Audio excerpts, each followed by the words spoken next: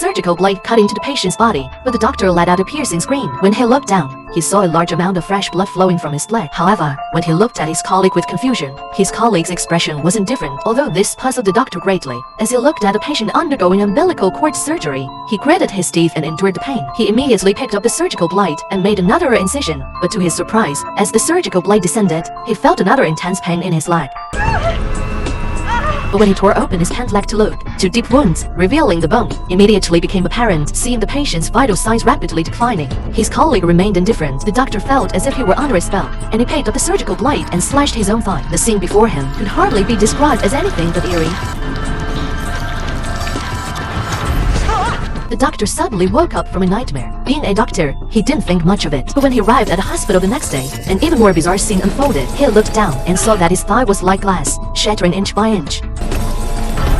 But when he turned his head to look again, his own leg was almost completely shattered.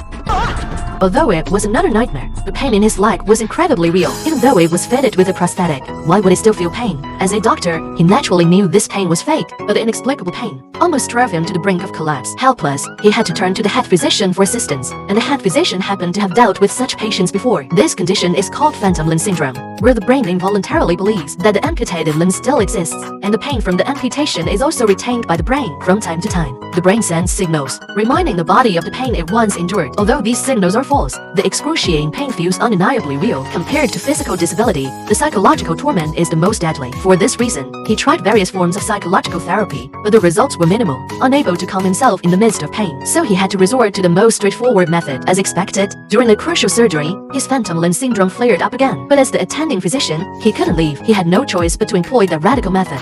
Alex, take that scalpel. What? What are you doing? And stab me in the foot.